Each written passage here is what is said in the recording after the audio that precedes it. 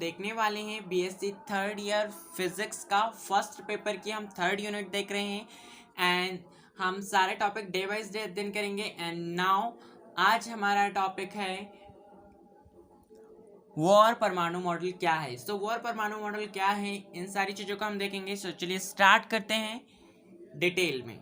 Friends, Wars परमाणु model देखने से पहले हमें कुछ और थोड़ा सा पास्ट में चलते हैं और आपको कुछ हिस्ट्री पता होनी चाहिए। सो दैट्स वाई मैं आपको यहाँ बता रहा हूँ। लेकिन वॉर के परमाणु मॉडल को समझने से पहले इन सारी चीज़ों को एक थोड़ा सा ओवरव्यू में लेना है। बिल्कुल रटने की बिल्कुल ज़रूरत नहीं है, बस आप ध्यान से सुनोगे सो आपको बहुत ही अच्छे से समझ में आने वाला है। सो सर्वप्रथम सन 1885 की पहले हम बात कर लेते हैं। जो वैज्ञानिक बामर थे उन्होंने हाइड्रोजन स्पेक्ट्रम का अध्ययन किया।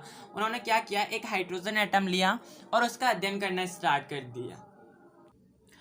एंड फ्रेंड्स, क्या हुआ, जब उन्होंने उसे एनर्जी दिया एंड जब वहाँ कोई भी परमाणु जब है वह एनर्जी लेता है, आपको आइडिया है कि अगर हम कोई परमाणु लेते हैं एंड वह एनर्जी लेता है तो एनर्जी लेके वह हायर स्टेट में चला जाता है। एंड जब वह हायर अगर यहाँ हम ग्राउंड स्टेट माने एंड यहाँ पे किसी इलेक्ट्रॉन को जब हम एनर्जी देते हैं तो वह एनर्जी पाके हायर स्टेट में चला जाता है एंड वह 10⁻⁸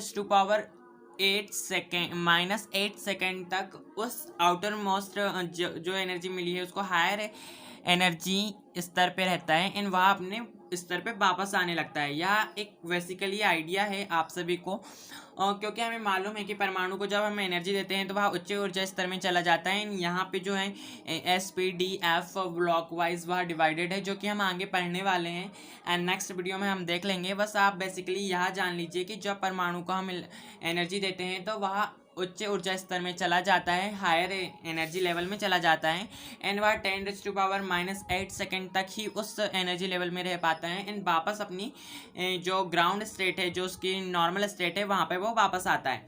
सो वापस आते समय वह क्या करता है, एनर्जी रिलीज करता है, क्योंकि एनर्जी रिलीज करेगा तभी तो उसकी एनर्जी कम होगी और वह ग्राउंड स्टेट में वापस आ पाएगा।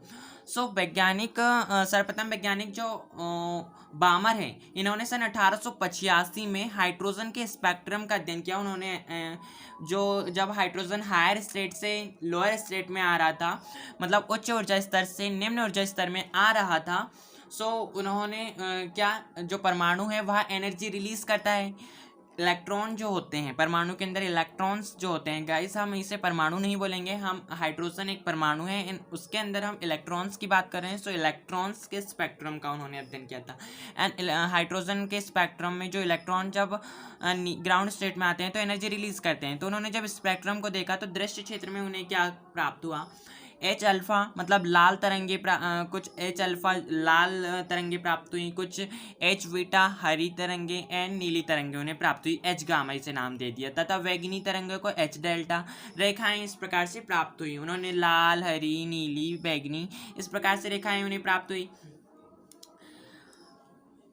मतलब यहाँ पे बहुत सारी एनर्जी, जब यहाँ पर जो इलेक्ट्रॉन जो गया हायर एनर्जी स्टेट में और जब वह लौट के वापस आ रहा था, तो इस प्रकार से उन्हें लाल, बैगनी, नीली, हरी इस जो पट्टियाँ हैं, रेखाएं हैं, वह प्राप्त हुई। इन स्पेक्ट्रमी रेखाओं की तरंगदैर्ध्य को हम इस सूत्र फॉर्मूले से ज्ञात कर सकते हैं। बेसिकली अगर आपको इन तरंगदैर्ध्यों को ज्ञात करना है कि स्पेक्ट्रमी रेखाओं की तरंगदैर्ध्य कितनी है, तो उसके लिए यह सूत्र है। तरंगदैर्ध्य लैम्डा को हम रिप्रेजेंट करते हैं एंड यहाँ पे जो H alpha, beta, gamma and delta स्पेक्ट्रमी रेखाओं के लिए तरंगदैर्ध्य हम यहाँ पे कर सकते हैं। और यहाँ पे जो n है वह 1 2 3 4 क्रमशः 3 4 5 6 जो एनर्जी लेवल है उनकी संख्याएं, मुख्य क्वांटम संख्याएं हैं, जो कि अभी आपको मतलब जानने की ज़रूरत नहीं है, बस मैं एक ओवरव्यू के लिए यह आपको बता रहा हूँ। सो क्या है, बेसिकली बामर ने इस प्रकार से हरी नीली पट्टियाँ देखी हाइड्रोजन के स्पेक्ट्रम को जब उन्होंने अध्ययन किया, तो फिर प्रयोगों द्वारा पाया गया कि जो हाइड्रोजन परमाणु के उत्सर्जन वर्णक्रम में दृश्य क्षेत्र में पाई जाने वाली इन स्पेक्ट्रमी रेखाओं में अतिरिक्त कुल रेखाएं जो हैं परावैंगनी क्षेत्र में व अवरक्त क्षेत्र में। अब आपको मालूम आइडिया है कि जो स्पेक्ट्रम है उसको 5 पार्ट में से डिवाइड कर दिया जाता है, दृश्य क्षेत्र, परावैंगनी क्षेत्र, यूवी किरण, इस प्रकार से, है ना। सो अगर आपको वहाँ भी मैं नेक्स्ट वीडियो में डालने वाला हूँ, सो मैं डाल दूंगा हाइड्रोजन वर्ण स्पेक्ट्रम। लेकिन बेसिकली आपको सिर्फ बोहर का परमाणु मॉडल समझने के लिए थोड़ा सा यह आइडिया होना चाहिए, इसलिए मैं ये सारी बातें आपको बता रहा हूँ।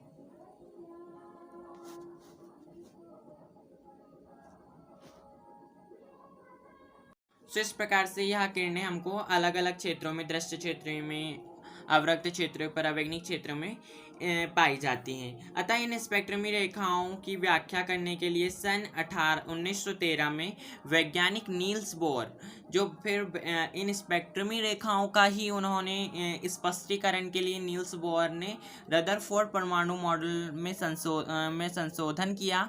जो नील्स बोर है हैं हमारे, उन्होंने जो रदरफोर्ड का परमाणु मॉडल था, एक परमाणु मॉडल इनसे पहले ऑलरेडी दिया जा चुका था, रदरफोर्ड परमाणु मॉडल, एंड उस परमाणु मॉडल में फिर उन्होंने शोध किया, संशोधन किया, फिर इनके कुछ विचार प्रस्तुत किए, एंड विचार प्रस्तुत करके उसका क्या कर दिया, संशोधन कर दिया, करके एक परमाणु मॉडल प्रस्तुत किया जिसे हम बोर का परमाणु मॉडल कहते हैं। सो आई होप आपको इतनी history, I know this is ज़रूरत नहीं थी, बट आपको एक ओवरव्यू के लिए बहुत ज़्यादा ज़रूरत थी समझने के लिए कि बोर परमाणु मॉडल कब आया। रदरफोर्ड के बाद परमाणु मॉडल के बाद बोर का परमाणु मॉडल आया, एंड रदरफोर्ड के परमाणु मॉडल में जो बामर हैं उन्होंने, उनका भी मॉडल था, सो उन्होंने बामर का मॉडल देखा, एंड फिर रदरफोर्ड का मॉडल देखा।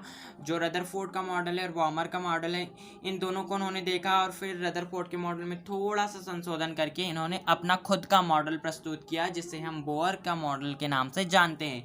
और आज हम वही पढ़ने वाले हैं गाइस। इनकी अब अभिकल्पनाएं हैं, जो इन्होंने 5 अभिकल्पनाएं दी परमाणु के बारे में। सो चलिए हम स्टार्ट करते हैं बोर के परमाणु मॉडल की अभिकल्पनाएं, जो कि काफ़ी इंपॉर्टेंट है, इन एग्ज़ाम के लिए भी यह इम्पॉर्टेंट है। एंड सो चलिए स्टार्ट करते हैं। सो फर्स्ट पॉइंट, इन्होंने यह हमें बताया कि इलेक्ट्रॉन नाभिक के चारों ओर किसी भी कक्षा में नहीं घूमता है। वह कोई भी एक कक्षा में नहीं घूमता, मतलब इलेक्ट्रॉन नाभिक के चारों ओर किसी भी कक्षा में नहीं घूमता। उसके लिए सारी कक्षाएं क्या होती है, फिक्स्ड होती हैं, केवल कुछ विशिष्ट कक्षाओं में ही घूम सकता है। इन कक्षाओं को विकिरण रहित कक्षा या स्थायी कक्षा कहते हैं। इन कक्षाओं में घूमने वाले इलेक्ट्रॉन ऊर्जा उत्सर्जित नहीं करते हैं। सो गाइस, मैंने यह चित्र आपको समझने के लिए बनाया है। देखिए, जो यहाँ हम अगर न्यूक्लियस माने, एंड जो रदरफोर्ड के परमाणु मॉडल है, बामर का परमाणु मॉडल है, उन्होंने इस प्रकार से इतना तो पता चल चुका था कि जो हमारा परमाणु है उसमें सेंटर में न्यूक्लियस स्थित है, यहाँ पे न्यूट्रॉन एंड प्रोटॉन स्थित रहते हैं, जो इलेक्ट्रॉन है इसके चारों ओर चक्कर करते हैं। लेकिन उन्होंने, रदरफोर्ड ने क्या बोला था, इलेक्ट्रॉन चक्कर करते रहते हैं, उन्हें एनर्जी रिलीज करते हैं। एंड बामर ने भी देखा कि लाल नीली हरी स्पेक्ट्रमी रेखाएं भी प्राप्त हो रही हैं। सो यह इन दोनों मॉडल को देख के बामर का, देखिए, क्योंकि परमाणु नष्ट नहीं हो रहा है, एंड वह स्थायी है और एनर्जी भी रिलीज कर रहा है, सो उन्होंने कॉन्सेप्ट लगाया कि हुआ क्या होगा। सो उन्होंने अध्ययन किया है, बाद में रिसर्च करके उन्होंने खुद ने बताया कि जो इलेक्ट्रॉन है नाभिक के चारों ओर तो घूमते हैं, लेकिन यहाँ किसी भी कक्षा में नहीं घूमते। मतलब यहाँ का इलेक्ट्रॉन भाई यहाँ आके नहीं घूमेगा, वो कुछ विशिष्ट कंडीशंस हैं, उसके अकॉर्डिंग ही यह इलेक्ट्रॉन जो है नाभिक के चारों ओर कक्षा करते हैं। एंड अगर वह इलेक्ट्रॉन इस कक्षा में गति कर रहा है, अगर ग्राउंड स्टेट में कोई हमारा परमाणु, जैसे हम मान लो नाइट्रोजन, इसका परमाणु क्रमांक अगर हम देखें तो यहाँ कितना है, 7 होता है। अगर हम इसको अष्टक नियम के अकॉर्डिंग जमाएं, व्यवस्थित करें, सो इसमें क्या आना चाहिए, इसका जो हो जाएगा 2 6 हो जाएगा, सॉरी 2 5 हो जाएगा।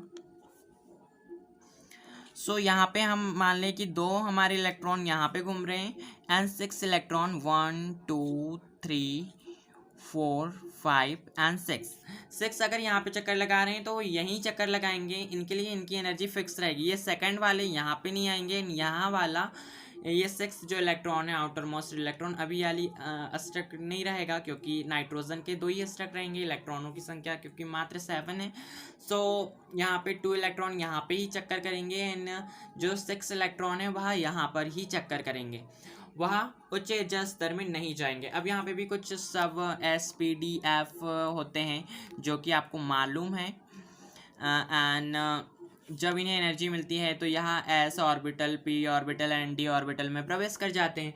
सो वो कुछ एक विशिष्ट कंडीशन में होती है। लेकिन बामर ने बताया कि बोर ने बताया हमें कि जो इलेक्ट्रॉन है वह नाभिक के चारों ओर एक निश्चित कक्षा में चक्कर लगा रहे हैं। जो हमारा इलेक्ट्रॉन है वह केवल निश्चित कक्षा में चक्कर लगा कि इलेक्ट्रॉन नाभिक के चारों ओर किसी भी कक्षा में ना घूमकर केवल कुछ विशिष्ट कक्षाओं में ही घूम सकता है। इन कक्षाओं को विकिरण रहित कक्षा या स्थायी कक्षा कहते हैं। इन कक्षाओं में घूमने वाले इलेक्ट्रॉन ऊर्जा उत्सर्जित नहीं करते हैं।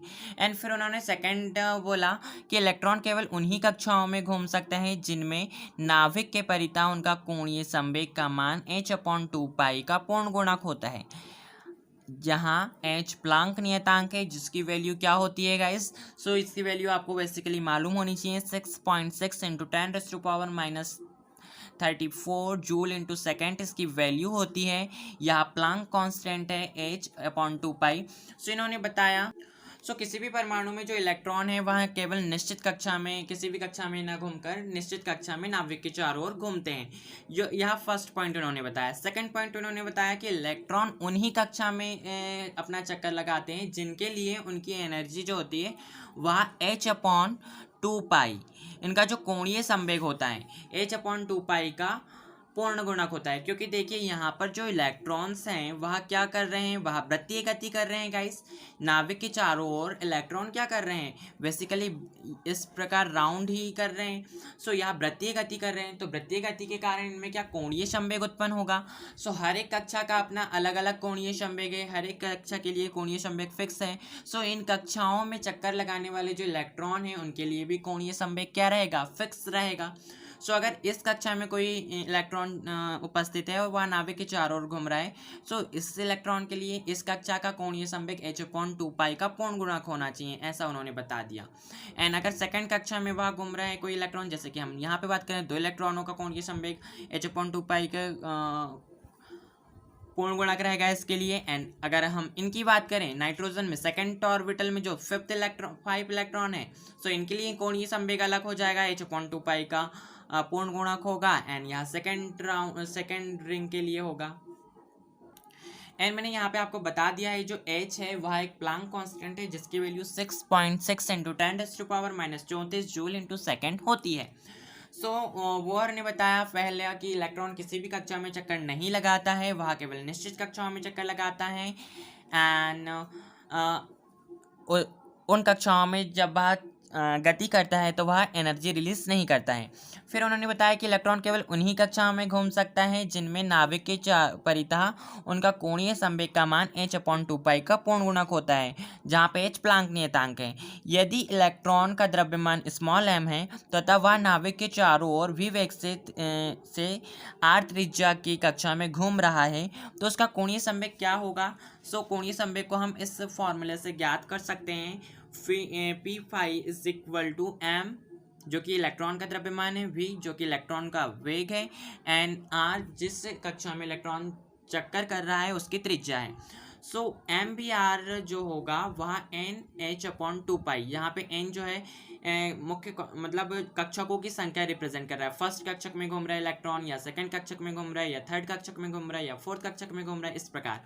सो अगर मैंने जैसे कि आपको बताया कि वह फर्स्ट कक्षक में घूम रहा है, सो वह h/2π का पूर्ण गुणक होगा। मतलब इसके लिए जो कोणीय संवेग है MBR, जो इलेक्ट्रॉन का द्रव्यमान, वेग, n कक्षक की त्रिज्या है, वह h/2π की पूर्ण गुणक इसके बराबर होगी, का पूर्ण गुणक होती है, इसके इक्वल होती है।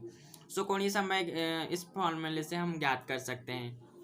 यहाँ पूर्णांक n को क्वांटम संख्या भी कहते हैं। यहाँ पे जो n आप देख रहे हैं यह एक पूर्णांक क्वांटम संख्या, n जो है पूर्णांक का अंक बताता है, फर्स्ट सेकंड थर्ड, जो कि क्वांटम संख्या है, एक मुख्य क्वांटम संख्या जो कि परमाणु में उपस्थित कक्षकों की संख्या बताती है। जिस प्रकार से मैंने आपको बताया कि फर्स्ट राउंड, सेकंड राउंड, जैसे कि हम यहाँ पे देखें कि अगर यहाँ पे 1 है तो n इज इक्वल टू 1 होगा क्योंकि फर्स्ट कक्षक है, एंड सेकेंड कक्षक है, सो यहाँ पे n इज इक्वल टू 2 हो जाएगा।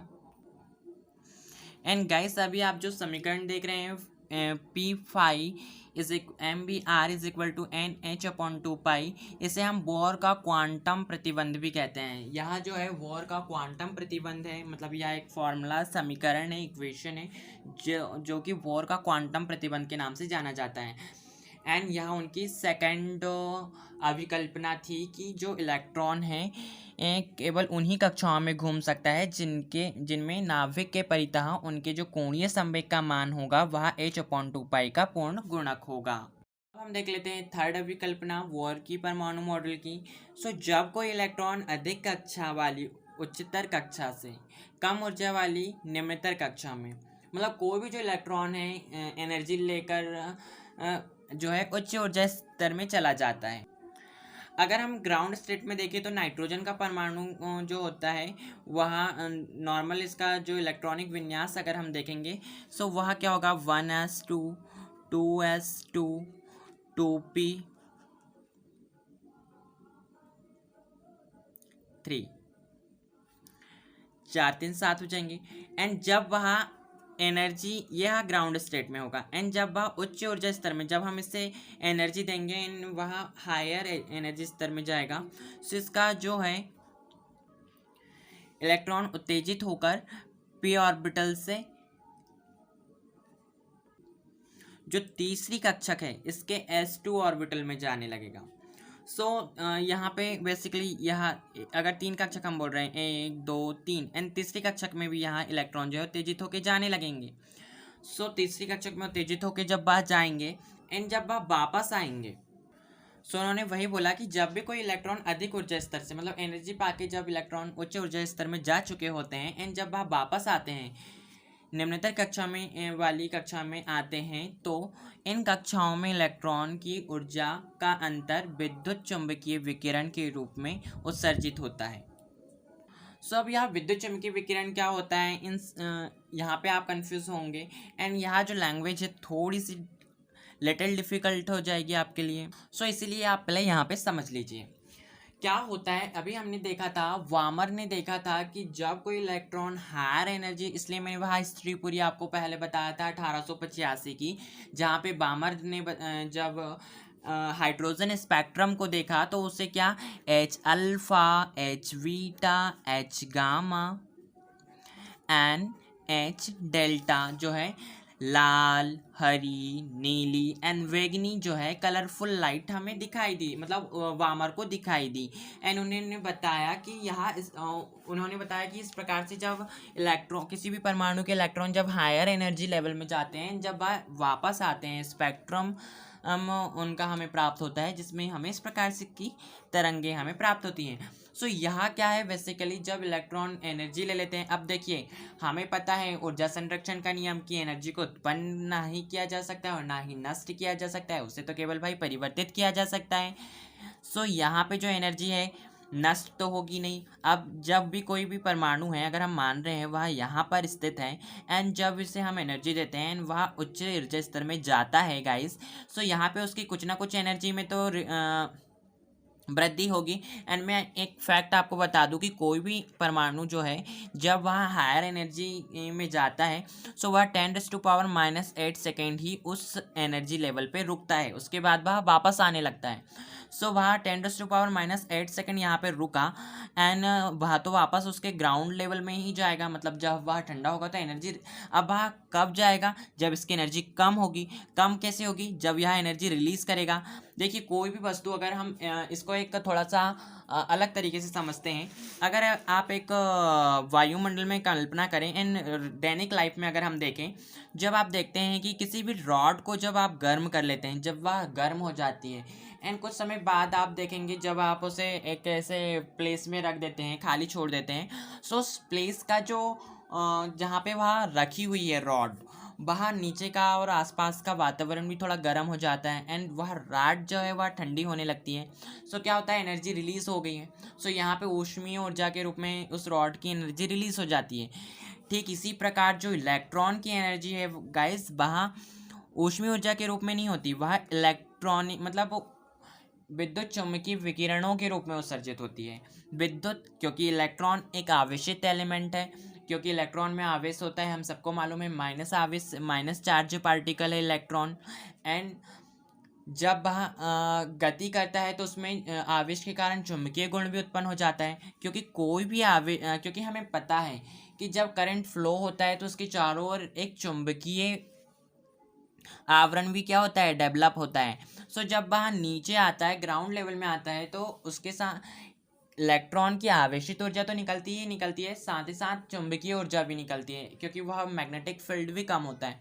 सो इसीलिए बोला गया है कि इलेक्ट्रोमैग्नेटिक जो तरंगदैर्ध्य हैं। सो अब यहाँ पे थर्ड पॉइंट आपको अच्छे से समझ में आने वाला है कि जब कोई इलेक्ट्रॉन अधिक ऊर्जा वाली उच्च कक्षा से कम ऊर्जा वाली निम्न कक्षा में आता है, तो इन कक्षाओं में इलेक्ट्रॉनों की ऊर्जा का अंतर विद्युत चुम्बकीय विकिरणों के रूप में उत्सर्जित होता है।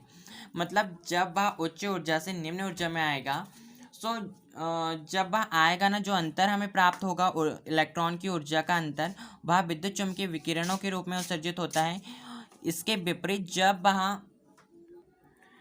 अगर हम माने कि यहाँ हायर एनर्जी, इसकी कुछ ना कुछ एनर्जी होगी गाइस, तब इलेक्ट्रॉन यहाँ पे आया है। जब हायर एनर्जी, अगर एक आंकिक माने हम 5 एनर्जी स्तर है ये, इसकी वैल्यू अगर हम निकालें जूल में, सो हम मानते हैं 5 जूल इसकी आ रही है। एंड सेकंड, बाकी ऐसा आएगा नहीं, सिर्फ मैं प्रैक्टिकल के रूप में समझा रहा हूँ।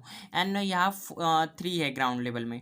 सो इनकी जो एनर्जी का अंतर अगर हम लगा लें, तो एनर्जी का अंतर 2 जूल आएगा। सो जो 2 जूल रहेगा, वहाँ उतनी एनर्जी क्या होगी, रिलीज होगी, जब वह ग्राउंड लेवल में आएगा। सो वही वहाँ पे बोला गया है कि जब भी कोई इलेक्ट्रॉन अधिक ऊर्जा वाली उच्चतर कक्षा से कम ऊर्जा वाली निम्नतर कक्षा में आता है, तो कक्षाओं में इलेक्ट्रॉनों की ऊर्जा का अंतर विद्युत चुम्बकीय विकिरण के रूप में उत्सर्जित होता है। एंड इसकी विपरीत गाइस, अब विपरीत बोला है, तो जब कोई इलेक्ट्रॉन कम ऊर्जा स्तर से अधिक ऊर्जा वाली कक्षा में जाएगा, तो साधारण सी बात है, हम एनर्जी दे रहे हैं, वह एनर्जी अवशोषित कर रहा है, एंड आफ्टर ही वह हायर एनर्जी स्टेट में जा रहा है, जो कि मैंने अभी आपको बहुत ही अच्छे से समझाया है, बार बार बोल के समझाया है।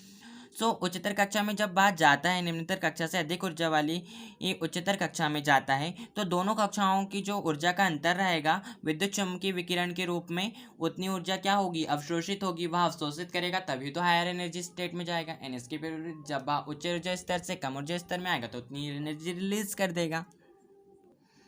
एंड अब हम देख लेते हैं फोर्थ पॉइंट। यदि इलेक्ट्रॉन एन बी कक्षा में, जो बोर का परमाणु मॉडल है, उन्होंने 3 कल्पनाएं दिया। एंड आफ्टर फोर्थ कल्पना अब हम देख लेते हैं, यदि इलेक्ट्रॉन एन बी कक्षा से पी वी कक्षा में आता है, जहाँ पर जो एन वी कक्षा है, अगर हम कोई कक्षाओं के नाम दे दें, जिसमें एन वी कक्षा उच्चतर कक्षा है, मतलब हायर एनर्जी लेवल है, एंड पी वी जो कक्षा है वह निम्न ऊर्जा स्तर है, तो उत्सर्जित इलेक्ट्रॉनों की जो आवृत्ति है, उत्सर्जित विकिरणों की जो आवृत्ति होगी न्यू का मान जो होगा, वह हम इस फॉर्मूले से ज्ञात कर सकते हैं। उन्होंने यह एक फॉर्मूला भी दिया कि उच्चतर एनर्जी स्तर एंड निम्नतर एनर्जी स्तर अगर हम माने एन और पी हैं, सो इनकी विकिरणों की आवृत्ति में हम अंतर कैसे ज्ञात करेंगे, किस प्रकार से फाइंड आउट करेंगे कि किस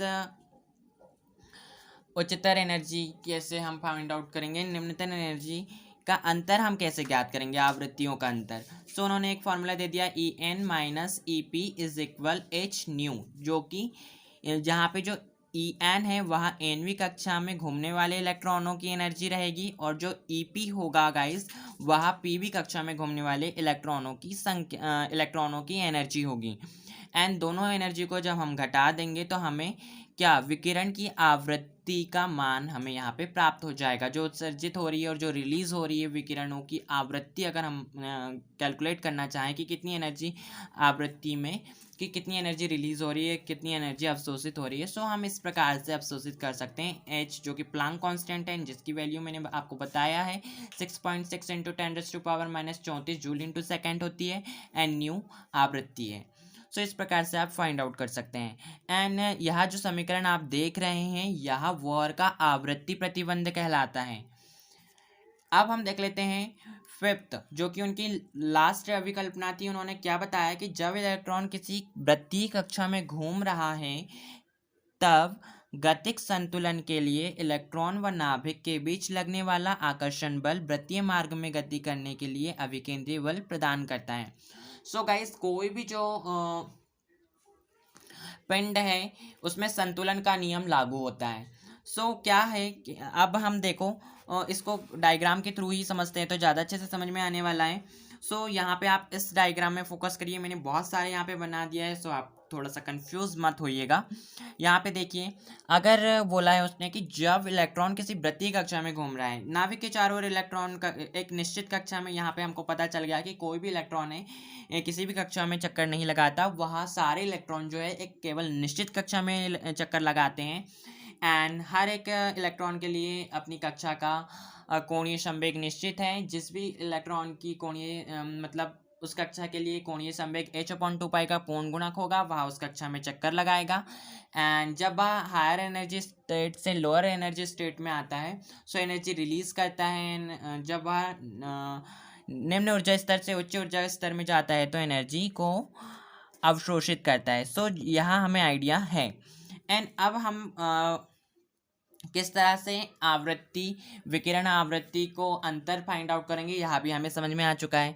अब हम फिफ्थ समझने की कोशिश कर रहे हैं यहाँ पे कि जब इलेक्ट्रॉन किसी वृत्तीय कक्षा में घूम रहा है, तो जब कोई भी इलेक्ट्रॉन वृत्तीय कक्षा में घूम रहा है, मतलब नाभिक के चारों ओर वृत्तीय कक्षा में घूम रहा है, सो यहाँ पर गतिक संतुलन के लिए अब जो इलेक्ट्रॉन है इसके भाई कोणीय संवेग को कंट्रोल, मतलब इसका एक निश्चित कोणीय संवेग है, यह इसके कोणीय संवेग को कौन कंट्रोल कर रहा है, यह वृत्तीय कक्षा में घूम रहा है, लेकिन इसको एक यहाँ घूमते घूमते दूर भी तो जा सकता है। मतलब यहाँ घूमना स्टार्ट किया, मैं कहाँ बताऊँ, मैं यहाँ पे बताता हूँ कि उसने घूमना स्टार्ट किया, घूमते घूमते घूमते घूमते इस तरह से वह ऐसा भी तो घूम सकता है। क्यों? वह निश्चित कक्षा में घूम रहा है, निश्चित ही कक्षा, इसी कक्षा में क्यों घूम रहा है? अगर इस कक्षा का इलेक्ट्रॉन है, अगर इस कक्षा का h/2 का पूर्ण गुणक यहाँ का है, तो वह यहीं क्यों घूम रहा है? क्यों वो यहाँ नहीं चला जाता? मतलब वह एनर्जी पाकर ही क्यों जाता है, वैसे ही घूमते घूमते क्यों नहीं चला जाता? सो उसके लिए आवश्यक अभिकेंद्रीय बल हमें प्रदान किया जाता है नाभिक के द्वारा, कि जब कोई इलेक्ट्रॉन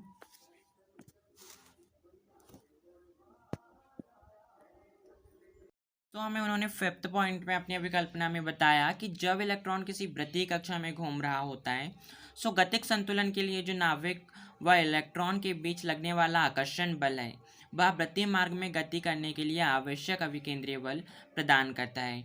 जो अभिकेंद्रीय नाभिक और वृत्तीय कक्षा में घूम रहे वो इलेक्ट्रॉन है, उसके बीच जो लगने वाला आकर्षण बल है, इसको वह जो है इसे अभिकेंद्रीय बल प्रदान करता है एक निश्चित कक्षा में घूमने के लिए। एंड अभिकेंद्रीय बल का हमें पता है कि वैल्यू क्या होती है, 1 mv²/r होती है। सो इसकी जो वैल्यू होती है 1/4πε0 ZE/r², जहाँ पे जो ZE है वह नाभिक का आवेश को रिप्रेजेंट करता है एंड जो E है वह इलेक्ट्रॉन के आवेश को रिप्रेजेंट करता है। सो गाइस, वीडियो काफ़ी लंबा ना हो इसलिए मैं अभी कमियां नहीं बता रहा हूँ, कमियां हम नेक्स्ट वीडियो में देखेंगे। एंड आई होप आपको बहुत ही अच्छे से समझ में आ गया होगा कि बोहर का परमाणु मॉडल की क्या विकल्पनाएं हैं। यह पांचों विकल्पनाएं आपको लिखनी होगी एग्जाम में। And thank you for watching my video and always share with your friend, that's why उनकी भी हेल्प हो जाए।